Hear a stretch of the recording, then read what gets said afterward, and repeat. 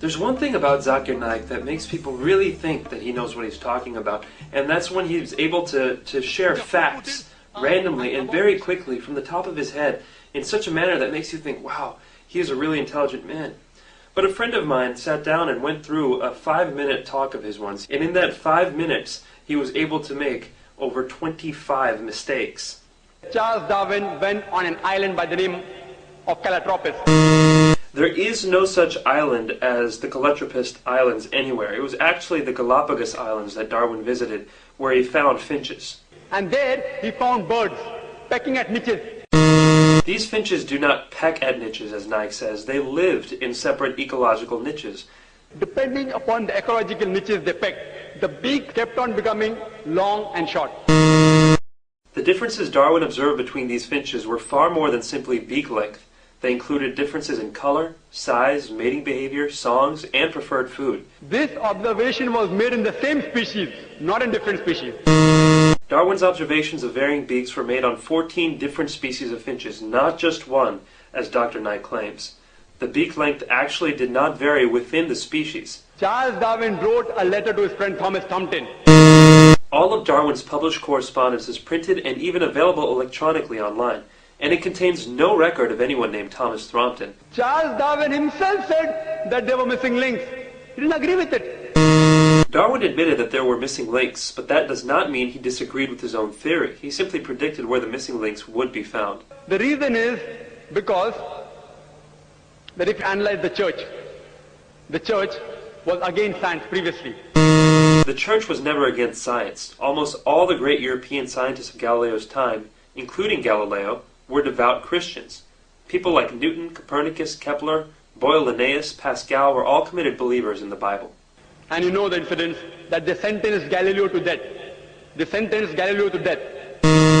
Galileo, a devout Catholic, was never sentenced to death. He was sentenced to life imprisonment on June 22nd, 1633, and then that sentence was commuted to house arrest. He died more than 8 years later on the evening of January 8th, 1642, of old age.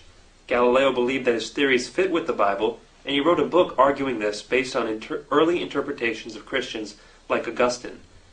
Niak goes on to make the same false statement 2 more times, but let's only count it as one factual error. So all the scientists, most of them, they support the theory because it went against the Bible, not because it was true. Actually, most scientists did not support Darwin's theory for many years, and most of these same scientists revered the Bible. Basically, this account by Dr. Niak is a total fabrication. All the sages, Lucy, there were 4 hominids. Everything Dr. Niak says here is wrong. There is no such word as hominites. He must mean hominids. Science tells us that there are 4 hominids. There are not a mere 4 hominids. There are at least 14. First is Lucy, along with its guide, the Australopithecus. There is no such hominid as Dasnothologist. Lucy was an Australopithecus afarensis, which died about 3.5 million years, the Ice Age. The Ice Age was not 3 1/3 million years ago. It was between 1.6 million years and 10,000 years ago. Then next came the Homo sapiens, who died about 500,000 years ago. Homo sapiens did not die out 500,000 years ago. You and I, and even Zakir Niak, are Homo sapiens. Then came the Neanderthal man. According to evolutionary theory, Neanderthal man was not on the direct line to modern man, but an Ice Age offshoot. The Neanderthal man, who died 100 to 40,000 years ago. Neanderthal man went extinct 30,000 years ago, not 100 to 40,000 years ago. Then came the 4th stage, the Cro-Magnon. Cro-Magnon man is the same thing as Homo sapiens, which Niak had mentioned as a different earlier species. There is no link at all between these stages. Actually, evolutionary biologists have found many examples of what they claim to be links between these stages.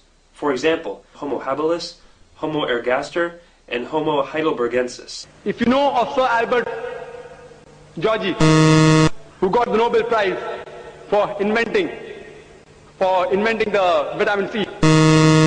Georgi didn't invent vitamin C, he discovered it. Vitamin C is a naturally occurring substance that doesn't need to be invented. He wrote a book, The Crazy Ape and Man, against Darwin's theory. Albert said Georgi's book was not called The Crazy Ape and Man, but simply The Crazy Ape, and it was not a refutation of evolution, but a sociological commentary. If you know about Rupert Salbert, this person wrote a new theory of evolution against Darwin's theory. Who is Rupert Albert? I can find no trace of anybody with that name. From the apes. If you know of Sir Frank Salisbury, he was a biologist. Niak quotes one unknown person after another. Who is Sir Frank Salisbury? Again, vigorous searching can find no trace of anybody with that name. But to give Niak the benefit of the doubt, this will not be counted as a factual error. If you know about Whitemeat, Sir Whitemeat. Whitemeat? Who is Sir Whitemeat?